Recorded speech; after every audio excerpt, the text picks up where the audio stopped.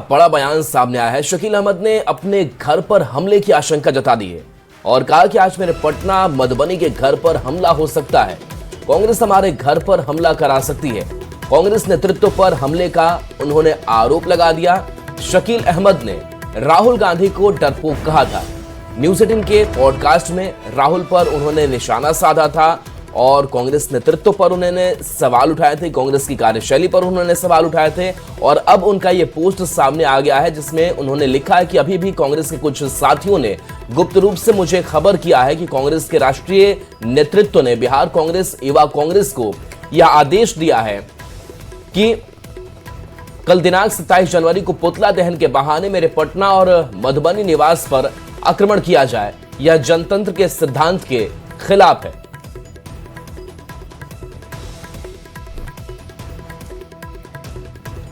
तो देखिए, ये पोस्ट सामने आया है शकील अहमद का। शकील अहमद ने एक पॉडकास्ट के जरिए जो न्यूज़ 18 के साथ उन्होंने एक्सक्लूसिव दी थी, उसमें उन्होंने कांग्रेस की कार्यशैली पर, इसके साथ साथ कांग्रेस किस तरीके से काम कर रही है, कांग्रेस की खामियों को उन्होंने गिनाया था, जिसके बाद से अब उनका ये पोस्ट सामने आया है। देखिए, नीट छात्रा की मौत का ये मामला, पुलिस सूत्रों से बड़ी खबर आ रही है। लगातार किरकिरी के बाद पुलिस जागी है। केस में देखिए, पॉक्सो एक्ट जोड़ने की तैयारी है। 20 दिन के बाद पॉक्सो एक्ट जोड़ने की अब तैयारी हो रही है। मृतक की उम्र 18 से कम होने की बात सामने आई। दस्तावेज में मृतक की उम्र 18 से कम, कोर्ट से अनुमति के बाद जोड़ा जाएगा केस। पॉक्सो की विशेष अदालत में स्थानांतरित होगा ये केस। तो देखिए, इस वक्त की ये बड़ी खबर और बड़ा अपडेट इस मामले में। नीट छात्रा की मौत के मामले में अब एक देखिए नया मोड़ सामने आ चुका है। चूंकि पीड़िता बताया जा रहा है कि 18 वर्ष से कम की थी, तो अब यहां पर पॉक्सो केस से ये मामला जुड़ गया है। 20 दिन के बाद पॉक्सो एक्ट जोड़ने की तैयारी है। मृतक की उम्र 18 से कम होने की बात सामने आई है। डॉक्यूमेंट में मृतक की उम्र 18 से कम। अब कोर्ट से अनुमति के बाद ही केस जोड़ा जाएगा। ज्यादा जानकारी के लिए न्यूज़ 18 संवाददाता अमित हमारे साथ जुड़ रहे हैं। अमित, अब देखिए एक नया मोड़ सामने आ चुका है नीट छात्रा की मौत के मामले में, और अब जाकर ये पता चल रहा है कि मृतका जो है वो 18 साल से कम की थी। तो क्या ये कहीं ना कहीं पुलिस की जांच शैली पर सवाल उठाता है? निश्चित तौर पे देखिए, ये पुलिस की जो कार्यशैली है, जांच का जो प्रक्रिया है, उस पर बड़ा सवाल उठाता है। क्योंकि ये बात शुरू से जो है परिजन कर रहे थे कि जो छात्रा थी, मृतक छात्रा, वो नाबालिग है और क्योंकि वो नीट की तैयारी कर रही है, तो इससे भी वो प्रमाणित होता था। बावजूद पटना पुलिस ने इस मामले में पॉक्सो एक्ट जो है वो नहीं लगाया था, ये कहते हुए कि छात्रा के साथ कोई घिनौना कृत्य नहीं हुआ है, उसके साथ रेप की घटना नहीं हुई है। लेकिन जब एसएसएल की रिपोर्ट में इस बात के जो है यह बात जो है खुले तौर पर उल्लेखित किया गया कि छात्रा के साथ जो है वो घिनौनी कृत्य किए गए हैं और उसके जो गारमेंट्स है उसमें पुरुष अस्पर्श जो है वो पाए गए। जिसके बाद पटना पुलिस की नींद अब खुली है और एसआईटी की टीम जब कल गई थी जहानाबाद, मृतक के जो परिजन हैं, जब उनका डीएनए जांच के लिए सैंपल लेने के लिए गई थी मजिस्ट्रेट के मौजूदगी में, तब एक बार फिर से जो परिजन है उन्होंने कहा कि इनकी बेटी जो है वो 18 वर्ष कम की है और इस मामले में पॉक्सो एक्ट लगना चाहिए।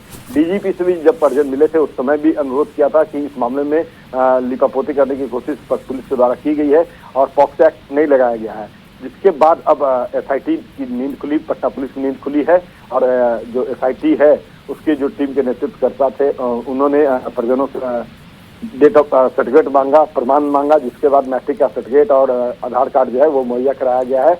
और आज संभवतः इस मामले को लेकर के एसआईटी की तरफ से, पटना पुलिस की तरफ से जो है कोर्ट का दरवाजा खटखटाया जाएगा, अनुरोध पत्र दायर किया जाएगा और उस अनुरोध पत्र के जरिए इस मामले में, इस केस में पॉक्सो एक्ट जोड़ने की अनुरोध जो है गुजारिश कोर्ट से की जाएगी। कोर्ट से जैसे ही अनुमति मिलेगी पॉक्सो एक्ट जोड़ा जाएगा और उसके बाद यह केस जो है वो विशेष अदालत पॉक्सो एक्ट का जो है वहां पर स्थानांतरित। अमित, देखिए बार बार यही सवाल उठ रहे हैं कि पुलिस ने आखिर किसे बचाने के लिए इस तरीके का एंगल दिया है, क्योंकि शुरुआती जांच से ही पुलिस पहले से ही मुकर रही थी कि छात्रा के साथ कुछ भी गलत नहीं हुआ है, छात्रा पर ही आरोप लगाए। और अब देखिए 20 दिन के बाद ये मामला सामने आता है कि मृतक की जो उम्र है वो 18 से कम थी। देखिए ये शुरू से परिजन कह रहे थे, ऐसा नहीं कि कल परिजनों ने कहा है, लेकिन पुलिस मानने को तैयार नहीं थी। पुलिस को सबसे पहले इस बात को ही मानने को तैयार नहीं थी कि जो छात्रा है उसके साथ रेप की घटना हुई है या रेप करने की कोशिश की गई है। पटना एसएसपी से लेकर एएसपी और एसएचओ सभी ने एक सुर में यह राग लापा था कि लड़की के साथ, छात्रा के साथ जो है वो किसी तरह के कोई गलत नहीं किए गए हैं, रेप की घटना नहीं हुई है।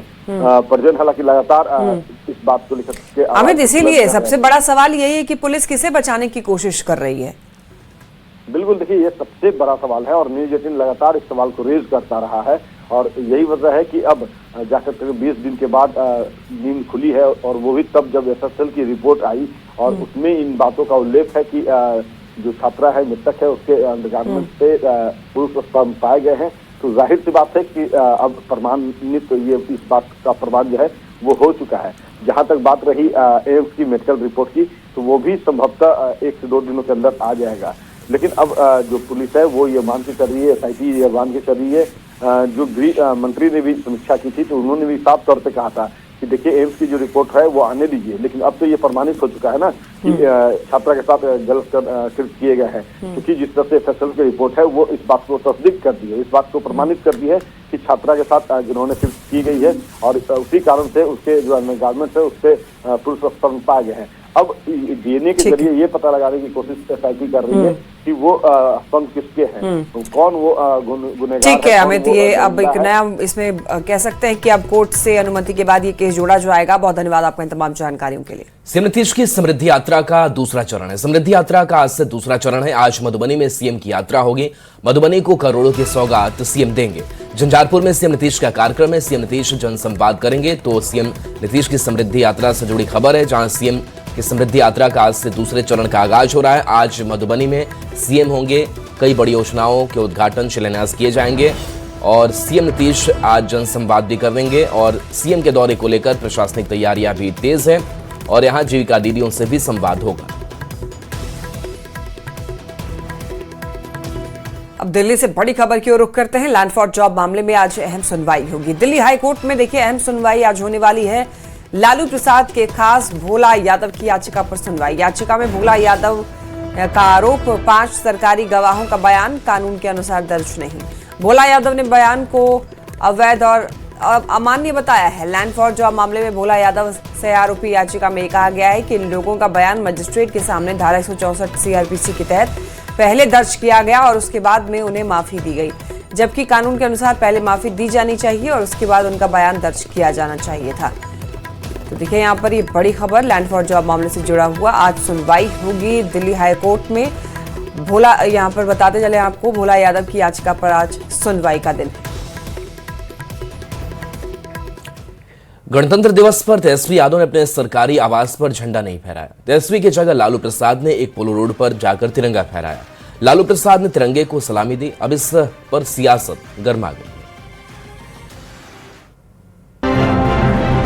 बिहार की राजधानी पटना का एक पोलो रोड, नेता प्रतिपक्ष तेजस्वी यादव का सरकारी आवास। सुबह सुबह गणतंत्र दिवस के मौके पर झंडोत्तोलन के लिए जो हाथ बढ़े वो तेजस्वी यादव की जगह लालू प्रसाद यादव के थे। तेजस्वी की जगह लालू प्रसाद ने एक पोलो रोड पर तिरंगा फहराया, तिरंगे को सलामी दी। तेजस्वी यादव इस मौके पर दूर दूर तक कहीं नजर ही नहीं आए। अब विरोधी इस पर निशाना साध रहे हैं। तेजस्वी जी, तिरंगा से आपको लगता है नफरत है। एनडीए नेताओं का कहना है कि तेजस्वी ने गणतंत्र दिवस पर भी अपना दायित्व नहीं निभाया। सवाल साफ है, तेजस्वी यादव को गणतंत्र दिवस से परहेज है या जिम्मेदारी से डर? तेजस्वी यादव ने अपने सरकारी आवास पर झंडा क्यों नहीं फहराया, इसका जवाब आरजेडी प्रवक्ता एजाज अहमद ने सीधे तो नहीं दिया। हाँ, उल्टा बीजेपी से सवाल जरूर पूछ लिए। बात का जवाब देना चाहिए कि आरएसएस के हेडक्वार्टर में 55 वर्षों तक आजादी के बाद झंडोत्तोलन क्यों नहीं किया गया, तिरंगा क्यों नहीं फहराया गया। ये अलग बात है कि विरोधी तो विरोधी, कांग्रेस के नेता भी तेजस्वी यादव को अपनी जिम्मेवारी निभाने और संविधान का सम्मान करने की सलाह दे रहे हैं। नेता प्रतिपक्ष को अपनी जिम्मेदारियों से भागना ये कतई उचित नहीं है। अब तक विरोधी सवाल पूछ रही थी कि चुनाव के बाद नेता प्रतिपक्ष विधानसभा सत्र से तेजस्वी यादव क्यों गायब रहे। अब ये पूछा जा रहा है कि तेजस्वी यादव ने अपने सरकारी आवास पर झंडोत्तोलन क्यों नहीं किया। न्यूज़ 18 के लिए पटना से अमित कुमार के साथ ब्यूरो रिपोर्ट। और अब बात गणतंत्र दिवस पर लगे ऐसे नारे की जिसे सुनकर सब हैरान रह गए। सुपौल में गणतंत्र दिवस पर एक मुस्लिम शिक्षक मंसूर आलम ने बच्चों से जिन्ना अमर रहे के नारे लगवा दिए। विवादित नारे के बाद धड़कंप मच गया। पुलिस ने शिक्षक को तत्काल गिरफ्तार कर लिया, लेकिन बड़ा सवाल यह है कि इस जिन्नावादी मानसिकता का इलाज आखिर क्या है।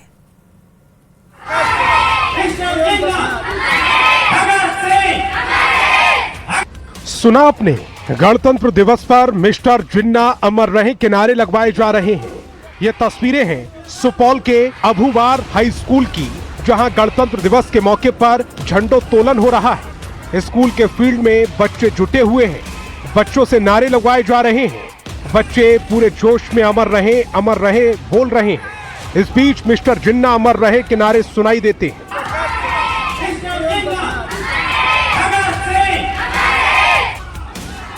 शिक्षक मंसूर आलम को पाकिस्तान के संस्थापक मोहम्मद अली जिन्ना इतने पसंद हैं कि उसने गणतंत्र दिवस पर महात्मा गांधी और भगत सिंह के साथ मिस्टर जिन्ना अमर रहे के नारे लगवा दिए।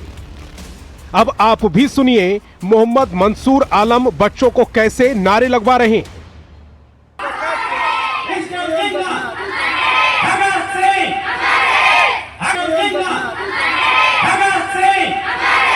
आलम से की कल के पाकिस्तान में जन्नत है। पाकिस्तान में जन्नत है कल के बता। अभी पाकिस्तान में जन्नत है। अभी जे अभी झंडोत्तोलन समारोह में मिस्टर जिन्ना अमर रहे किनारे के बाद शिक्षा विभाग और प्रशासनिक महकमे में हड़कंप मच गया। विवादित नारे को लेकर स्कूल के हेडमास्टर ने थाने में लिखित शिकायत दर्ज कराई। स्कूल के छात्रों ने भी विवादित नारेबाजी की गवाही दी, जिसके बाद पुलिस ने शिक्षक मंसूर आलम को तत्काल गिरफ्तार कर लिया। लेकिन गणतंत्र दिवस पर मिस्टर जिन्ना अमर रहे के नारे कई सवाल खड़े कर रहे हैं। मंसूर आलम जैसे शिक्षकों की जिन्नावादी मानसिकता का इलाज क्या है? भारत के गणतंत्र दिवस पर मोहम्मद अली जिन्ना का क्या काम है? न्यूज़ 18 के लिए सुपौल से अमित झा की रिपोर्ट।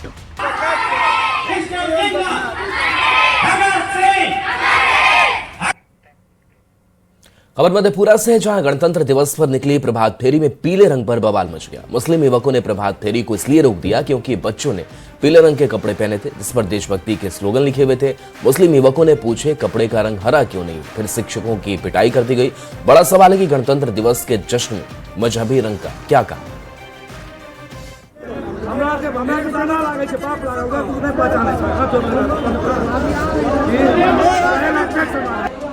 ये तस्वीरें हैं मधेपुरा के मुरलीगंज के भतखोरा गांव की, जहां भारी संख्या में लोग जुटे हुए हैं। एक दूसरे को देख लेने की चेतावनी दी जा रही है। दो समुदायों के बीच जमकर बहस हो रही है। गांव में गणतंत्र दिवस के मौके पर तनाव का माहौल है। दरअसल मुस्लिम समुदाय के लोगों ने भतखोरा गांव में गणतंत्र दिवस पर निकली प्रभात फेरी को बीच रास्ते में ही रोक दिया। प्रभात फेरी में बच्चों ने पीले रंग के कपड़े पहने थे, जिस पर देशभक्ति के स्लोगन लिखे हुए थे। मुस्लिम समुदाय के लोगों ने पीले रंग पर एतराज जाहिर करते हुए पूछा कपड़े का रंग हरा क्यों नहीं है। पीले और हरे रंग को लेकर बहस की शुरुआत हुई और यही मारपीट में तब्दील हो गई। कुछ मुस्लिम युवकों ने स्कूल के शिक्षकों की पिटाई तक कर दी। माहौल बिगड़ गया। देशभक्ति के माहौल में निकले इस प्रभात फेरी में शामिल शिक्षकों और छात्रों को यह अंदाजा भी नहीं था कि कपड़े के रंग को लेकर इतना बड़ा विवाद खड़ा हो जाएगा। देखते ही देखते गांव में भारी भीड़ जुट गई। हालात संभालने के लिए पुलिस को बुलाना पड़ा। स्थानीय जनप्रतिनिधि भी मौके पर पहुंचे। आरोपियों और ग्रामीणों की मौजूदगी में बैठक हुई। मामले को शांत कराया गया। न्यूज़ 18 के सूत्र बता रहे हैं कि बैठक में आरोपी बताए जा रहे मोहम्मद मुजीब, मोहम्मद इरशाद और मोहम्मद शौकत को गांव छोड़कर जाने का फरमान सुना दिया गया। पंचों ने आरोपियों से बॉन्ड पेपर भी भरवाया, लेकिन सवाल अब भी बना हुआ है, गणतंत्र दिवस के जश्न में मजहबी रंग का क्या काम? प्रभात फेरी में पीले रंग के कपड़े पर सवाल आखिर क्यों? प्रभात फेरी को मजहबी चश्मे से देखने वालों का इलाज क्या है? शिक्षकों से मारपीट करने वालों की गिरफ्तारी कब होगी? न्यूज़ 18 के लिए मधेपुरा से श्रीकांत राय की रिपोर्ट।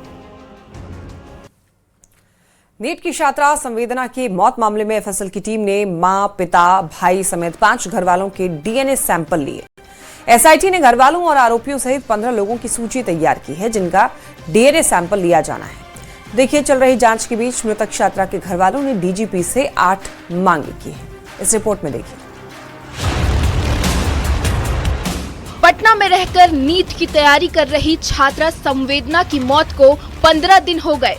अब तक केस का पूरी तरह से खुलासा नहीं हो पाया है, लेकिन जांच में तेजी दिख रही है। एसआईटी की टीम ने डीएनए टेस्ट के लिए 15 लोगों की सूची तैयार की है, जिसमें से 5 घर वालों, मृतक की मां, पिता, भाई और मामा का डीएनए सैंपल ले लिया। अब बारी है आरोपियों का सैंपल लेने की। मजिस्ट्रेट की मौजूदगी में डीएनए सैंपल के लिए जो है जांच के लिए सैंपल जो है वो लिए। इसके पहले मृतिका के घर वालों ने शनिवार को राज्य के डीजीपी से मुलाकात की थी और उनके सामने 8 मांगे रखी। 5 से 6 जनवरी तक के सीसीटीवी फुटेज की एफएसएल जांच हो। हॉस्टल और मेस पंजी के मुताबिक मौजूद छात्राओं का विवरण दे। छात्राओं के बयान, उनके मोबाइल की सीडीआर की जांच हो। मनीष रंजन के पिछले दरवाजे के सीसीटीवी फुटेज की जांच हो। हॉस्टल संचालिका नीलम अग्रवाल के मोबाइल की सीडीआर की जांच हो। आसपास की गली और सड़कों की सीसीटीवी फुटेज की जांच हो। डॉक्टर सहजानंद प्रसाद सिंह, डॉक्टर सतीश कुमार और डॉक्टर जया के मोबाइल की सीडीआर की जांच हो। चित्रगुप्त नगर थाना की एसएचओ रोशनी कुमारी की भूमिका की जांच हो। रविवार को खुद डिप्टी सीएम सम्राट चौधरी ने डीजीपी सहित पुलिस के बड़े अधिकारियों के साथ केस की समीक्षा की। सत्ता पक्ष के नेताओं का कहना है कि किसी भी दोषी को छोड़ा नहीं जाएगा। किसी को बख्शा नहीं जाएगा, कड़ी से कड़ी सजा सबको मिलेगी। जांच जारी है। पोस्टमार्टम रिपोर्ट में यौन हिंसा की बात सामने आ चुकी है। डीएनए सैंपल तक जुटाए जा रहे हैं। देखना होगा कि गुनहगार के चेहरे से नकाब कब उठता है। न्यूज़ 18 के लिए पटना से अमित कुमार के साथ ब्यूरो रिपोर्ट।